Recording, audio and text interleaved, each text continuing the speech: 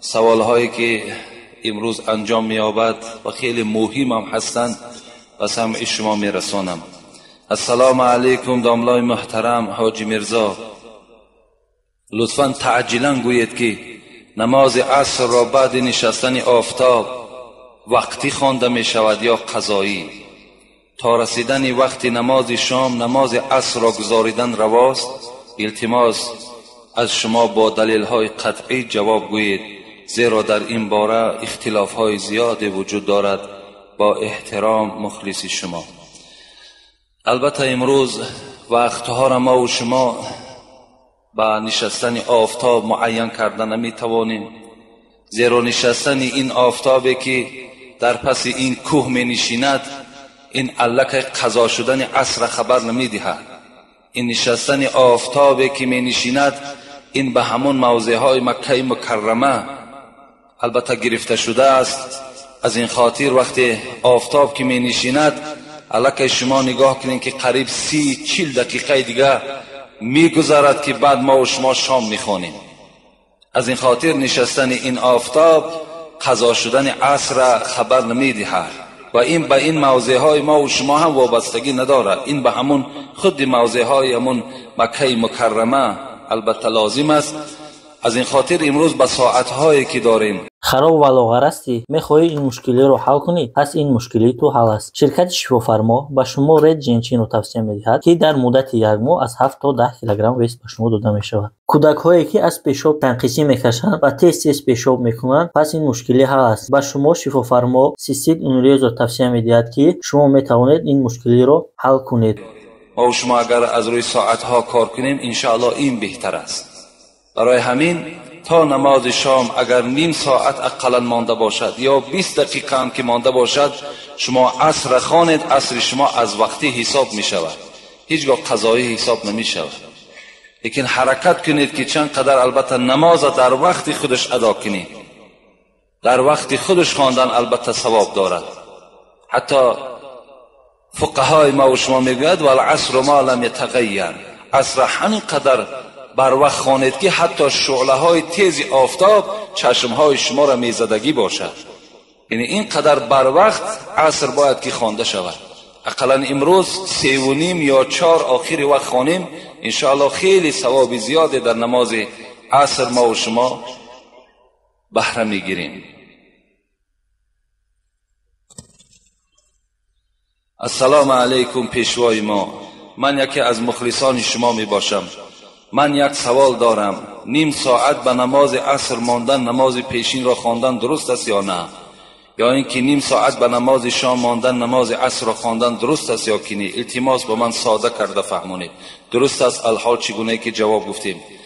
یک سوال دیگر، در وقت نمازهای قضایی اذان میدهی یا که نیت میکنی و بعد اذان خفتن میکنی؟ چه خیلی است به ما فهمونید میبخشید. یعنی در وقت نمازهای قضایی اذان گفتن آمدگی هست. ما و شما وقت نماز قضایی را که خواهیم که خوانیم اذان میگوییم. اگر با شرطی که ما و شما اراده کنیم که من 3 قضا یا 4 نماز قضا یا 5 نماز قضاهای پیشینه را میخوانم، این حالت در یک اذان گویید، دیگرش در قامت هم که گوییم کفایت میکنه. یا اگر همه اونها را به قامت هم که به قامت گفتن هم که خوانین، البته اجازت است، درست است. یعنی در هر کدام او اذان دادن این شرط نیست. و بعد نماز خفتن گفتن ممکن. یعنی نماز قضا را هر حالت در خواندن گیرین جایز است، فقط همون حالت آفتاب برآمدن یا قیام یا آفتاب نشستن، این 3 حالت حالتهای مکروهی نماز است که در این 3 حالت اگر ما و شما نماز خوانیم با کراهیت صحیح می شود. از این خاطر دیگر در غیر این اگر بین عصر و شام هم که باشد شما می توانید که نمازهای قضایی تان خواندن گیرین باکی ندارد. این در مسئله های شریف هم آمدگی هست. از آن جمله در شرح الوقایه در کتاب صلات هم این موضوع گفتگی هست. السلام علیکم اکای حاجی میرزا، از شما تنی صحت، عمر دراز، علمی بسیار از خدای تعالی طلبگارم. من از شما خواهش دارم که سوال مرا جواب دهید. بروک از پول دزدی آمدگی آن را پوشیدن نماز خواندن جایز است یا نه؟ میخواهم درست‌تر فهمانید.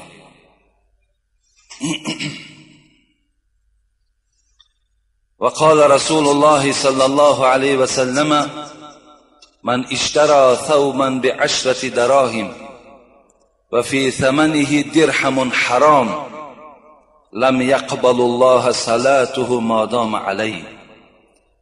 پیغمبر خدا گفتند، یعنی این برادر سوال میدهد که اگر بروکی که ما و شما داریم، شین یا کرته یا جامه در بدن من هست، لیکن این از پول دزدی هست، از پول حرام است، آیا نماز با این گونه لباس ها صحیح می شود یا صحیح نمی شود؟ اولا باور کنید آدم ایماندار لباس دزدی را وقتی در بدن خود می پوشد و خودش را چگونه تصور می کرده باشد؟ نخواد آدم مسلمان مال یک برادری را که با طریق دزدی از او گرفته است و در بدن خود پوشد و با این لباس دزدی خودش را خوش حس کند. آدم مسلمان دزد نمی شود. مسلمان که شد باید که وی دزد نباشد. مسلمان که شد باید وی حرامخور نباشد. از حرامهای پروردگار باید که دوری جوید، باید دور باشد. این آدم مسلمان میگویم. این حدیثی که الحال به شما خواندم حبیب خدا گفتند کسی که اگر یک لباس میخرد با 10 درهم باشد و 1 درهم همین از حرام باشد، تا زمانی که این لباس در بدن اوست پروردگار نماز او را قبول نمیگرداند. لباسی که دزدی باشد، لباسی که از پول حرام باشد، پیغمبر خدا گفتند تو عبادتی که به سوی خدا میکنی این عبادتی تو در بالای سر تو زده می شود تا زمانی که لباسی تو از مال دزدی باشد. هیچگاه ممکن نیست، جایز نیست که در بدن ما و شما از لباسهای دزدی باشد، از لباسهایی که از پول حرام آمده باشد ما و شما با او عبادت کنیم. زمانی که میدانیم که همین لباس از حرام است، این زمان اگر شما عبادت کنید عبادتان در نزد خدا قدر و قیمت ندارد. چگونه انسانی که حرام خور است، حرام پوش است، حرام رفتار است، اون عبادت در نزد خدا قدر ندارد. انشاءالله من جمعه آینده در این باب حدیث خیلی زیادی هست، من به سمع شما میرسانم. تو ای صوفی که در بر میکنی دلق، کنه والاحتیاط از پاکی حلق. اگر حلقی کسی آلوده باشد، چگونه در معرفت پالوده باشد؟ اگر شخصی را که حلقی او آلوده از حرام است، بدنی که از لباس حرام پوشیده است، وی کدام زمان مولوی میگوید که وی خدا شناس به حساب میرود؟ وی خدا شناس نیست. سگی که در پلیدی میکند رو، نگر هر لقمه را میکند بو. او مثال حضرت یک مثال آوردن که آخی این سگ است که هر گونه لقمه را بوی کشیدن میگیرد، خواه لقمه حرام است، خواه لقمه حلال است، خواه لقمه شبه انگیز است، برای او فرقی ندارد. تو که مسلمان هستی، تو را خداوند از حرام و از حلال خبر دادگی هست، این حلال است این حرام است، باید مسلمان اینها را جدا کند. چرا تو بی توقف میزنی دست، دهن چون ماهی اندازی به هر شست؟ بخور قوتی که در معده شود آش، مخور آنی که رسوایی شود فاش. حضرت میگوید قوت خور، نان خور، لباس بپوش که یقین دان که روز قیامت این خوردگی های تو در بین مردم اعلان می شود. اونجا رسواگی تو، اونجا عزت داشتنی تو همش آشکار می شود. تو کی هستی؟ السلام علیکم و رحمت الله و برکاته. اکای حاجی مرزا، از برادر شما 2 سوال است. از آن در بالای سر کودک موافق مسئله چخیل است؟ آیا پدر خودش از آن را گوید چخیل می شود؟ درست است؟ البته به البته. خوش به حال همون پدری که در گوش فرزند خودش اذان میگوید. خوش به حال همون فرزندی که، همون پدری که فرزندش را خودش تعلیم میدهد. خوش به حال همون پدری که وقتی این فرزند از دنیا گذشت وی با دست خودش وی میشوید. خوش به حال همون پدری که این فرزند از دنیا که گذشت خودش برده در لحد میگذارد. خوش به حال این پدر که امروز بعضی سوسته ها و بعضی گویم سخنهای بیهوده‌ای که از زبان مادرها و زنها صدا میدهد که وقتی فرزند ما و شما میگذرد پدر را نمیگذارند که قبرستان رود. برای چی؟ برای که باز مریش زیاد میشود. این ضعیف ایمانی ما و شما را نشان میدهد. مردن و نمردن همش این به تقدیر است، این به قضا است، این به حکم پروردگار است.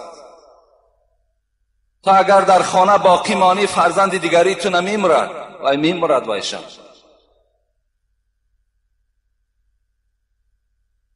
از این خاطر وقتی فرزند به دنیا که آمد مرحله ها دارد. یکم مرحله همین است که ما میشنویم که یک برادر ما صاحب فرزند شد. اولین سنت همین است که باید تبریک کنیم. ما و شما میرویم تبریک میکنیم مبارک شود این نعمتی که خدا بر تو داد و دست برداریم میگویم خدای مهربان این فرزند مجاهد راه اسلام بگرداند، این خدمتگار راه اسلام بگرداند، خدا عمر نیکو نصیبش گرداند. گفته این دعا اولین سنتی که از ما و شما باید که به وقوع آید انا همین است. یکم تبریکات، دوم اذان. کودک از به دنیا آمد در حال در نزد گوش او ما و شما اذان میگوییم.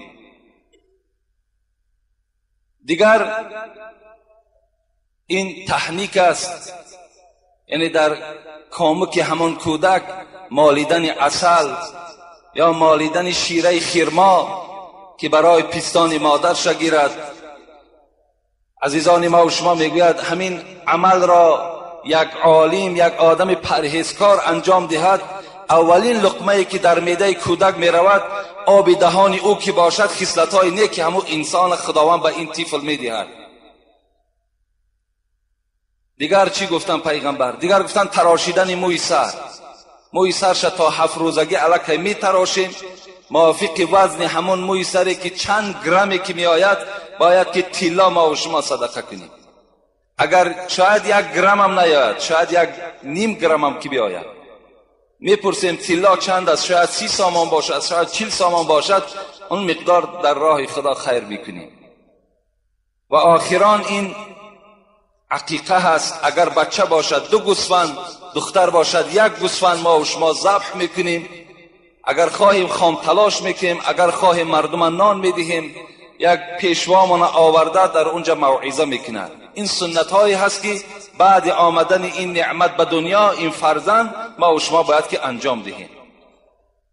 این در ذمه هر یک پدر شرط است، فرض است. اگر نکردیم ما و شما گناهگار میشویم. دوم، بامداد را قضا خواندن ممکن است. البته اگر ما و شما خواب زدیم سحر میخیزیم که آفتاب برآمد، بامداد قضا شد، این حالت هم سنت و هم فرض هر دو شما و شما میخوانیم. نماز سر آفتاب چیل میخوانند؟ نماز سر آفتاب این اصلا نماز اشراق میگویند که وقتی که آفتاب که برآمد حبیب خدا را عادتش همین بود که بامداد میخواندن، از جای همون مبارک دیگر نمیخیستند تا برآمدن آفتاب به ذکر مشغول میشدند. آفتاب که با پررگی که می برآمد میخیستند 2 رکعت نماز میخواندند. این نماز سر آفتاب میگویند.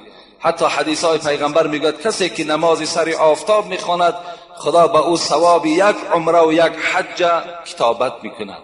کسی که اگر وقتهاش باشد، اگر از مسجد نو برآمده خوانین باز خوبتر، لیکن اگر از پی کارتان باشین در یگان کار مشغولم که شوین، آفتاب که برآمد این 2 رکعت نماز نافله است، اگر خوانین انشاءالله این ثواب شما برخوردار میشه. السلام علیکم ایشان حاجی مرزا، خداوند باز عزت شما را بلند گرداند و همین منبری که نشستید نصیب شما باشد و سخن حق از زبان شما صدا دهد. یکم، آیا دیگ را بعد مردن سفید کنید میگن 3 روز بعد چی معنا دارد؟ دوم قصه خواندم که خداوند با عبدالله پدر جابر به پرده سخن گفته باشد، آیا حقیقت دارد؟ یکم دیگ را سفید کردن بعد مردن 3 روز بعد چه معنا دارد؟ اینا از اسلام نیستند. دیگ را سفید کردن چگونه ای که تا 3 روز از اسلام ما و شما هست که خاندار مرده یعنی مرده‌دار باید که در دیگش چیزی پخته نکند، باید همسایه ها برای این خاندان خوراک تهیه کنند و این خاندان را از غذا باید تأمین کنند. بعد 3 روز الکه این خاندار یعنی همون مرده‌دار حق دارد که الکه یعنی دیگی خودش را در حرکت درآورد، یعنی طعامهاشون خودشان پختن گیرد. لیکن دیگ را سفید کردن اینا از اسلام ما نیست و این ضرورت هم ندارد. این هم باز یک در اسرافیات می درآید، در همون اسراف ها داخل می شود. من وقتی اسراف می گویم شما هزل نفهمید، این اسراف بسیار مشکل سخن است. وقتی من اسراف میگویم در این سخن ما جوابگر میشویم. جوابگر به معنایی که اگر همین سخن من صحیح نباشد، اگر همین سخن من نادرست باشد، من در نزد پروردگار جوابگر میشوم. زیرا این المبذرین كانوا اخوان الشیاطین است و کان شیطان لربه کفورا. کسی اسرافکار است و برادر شیطان است و یقین دانین خداوند میگوید که شیطان در نزد من کافر است، شما رفیق کافر هستید. یعنی در ما و شما عادت است که روزی 3 الکه شیر برنج میگویم ما و شما که در دیگ می اندازند و مردم باز دعوت میکنند، اونها میخورند، بعد این دیگ بر اهل خاندان حلال میشود. بسیار عقیده غلط است. بینید یعنی رفتن پدر من مادر من الکه دیگ مرا خاندان مرا حرام میگردانیده است. تا اگر من شیر برنج نکنم، تا اگر این دیگ من سفید نکنم، این دیگ برای من حرام بوده است. این خودش سخن منطقاً خودش غلط است، بسیار نادرست است.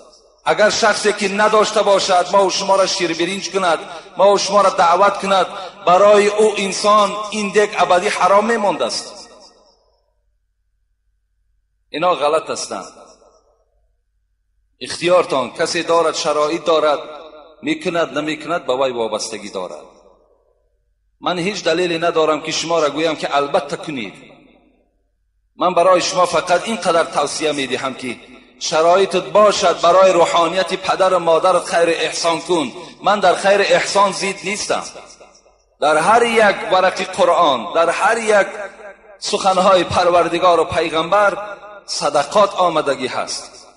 خیر احسان کسی مانع شده نمیتواند، لیکن برای شخصی که اگر شرایطش باشد، برای شخصی که دستش میرسد، برای این انسان خیر احسان جایز است. برای آدمی که نداشته باشد پیغمبر خدا میگوید کفا بالمرء اثما ان یضیع من یقود. این قدر گناه برای شما کفایت کننده است که از حق فرزندها مردم شما سیر کنید. کفا بالمرء اثما، این حدیث صحیح است، در ریاض الصالحین است، در باب نفقه است. کفا بالمرء اثما، اسم گفته گناه را میگویم. برای شما ای مردم مسلمان از روی گناه بسنده است. چی بسنده است؟ ایضیع من یقود، ضایع کنین آن مقدار خوراکی را که برای فرزندهای شما جدا کردگی بود. یعنی شما حق فرزندتان اگر رحم ناکرده به مردم که تقسیم کردید، شرایط نداشتید، مردم خورانیدید، سیر کردید، این برای شما از روی گناه بس است. این حدیث پیغمبرتون هست.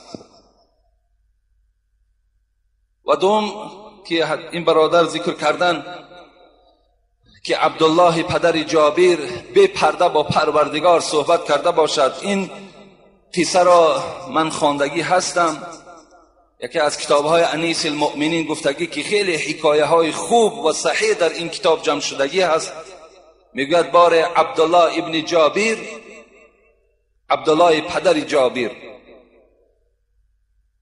در غزوه احد دعا کرده به دست. وقتی به شهادت رسید، وقتی از دنیا که گذشت، رسول خدا جابر فرزند عبدالله را فریاد زد، گفت ای جابر، گفت من یک بشارت نیک برای تو خبر دهم. جابر گفتن جانم فدای تو باد ای پیغمبر، بشارت های تو بالای چشم من چی بشارت است؟ میگوید گفت هیچ کس را موفق نشد که با پروردگار بی پرده سخن گوید مگر پدری تو را عبدالله را، که پدری تو عبدالله بی پرده با پروردگار صحبت کرده. او چگونه ای حبیب خدا؟ گفت پدری تو پیش از آنی که در جنگ احد رود دعا کرد که پروردگارا مرا در این جنگ به شهادت برسان، بعد به شهادت رسانیدن باز مرا دوباره زنده گردان تا که آمده بین این مردم خبر دهم که پروردگار بسیار نعمتهای عجیب داشته است، بسیار نعمتهای گوناگون داشته است و عبدالله را از این نعمتهاش برخوردار کردند. حبیب خدا چی گفتند؟ آیتی را از قرآن خواندند که خداوند در قرآن گفته بود است که وقتی شما از دنیا گذشتید دیگر دویم باره به سوی این دنیا بازگشت ندارید. میگوید پروردگار این سخن را به عبدالله گفت و گفت عبدالله این سخن برای تو هم تأثیر دارد. و میگوید عبدالله گفت پس چگونه به مردم اعلان کنیم که عبدالله به این نعمتها سزاوار شد؟ خداوند گفته بود است عبدالله من در بین همه مردم اعلان میکنم که عبدالله وارد جنت شد. یعنی این سخن خداوند با حبیبش خبر داد که عبدالله بعد به شهادت رسیدن در احد وارد جنت شد، که پیغمبر خدا در بین همه صحابه ها این حکایه را نقل کردند. السلام اکی حاجی میرزا، من یک مخلص دائمی شما. یک گروه آدمان میگویند که اگر غسل کنی برای نماز طهارت ناکرده با همان غسل کرده نماز خوانی رواست، آیا این درست است یا نادرست؟ غسل وقتی ما و شما آبازی میکنیم، همین آبازی ما و شما کفایت کننده هست که اگر طهارت هم که نکنیم الله که خودش طهارت واقع شده است.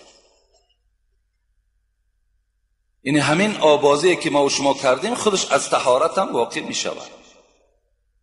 در دوام همین آبازی ما و شما دستها شستیم، پایها شستیم، سر روی شستیم، الله که خودش طهارت واقع شد. دیگر بعد این آبازی طهارت دویم باره حاجت نیست، لازم نیست.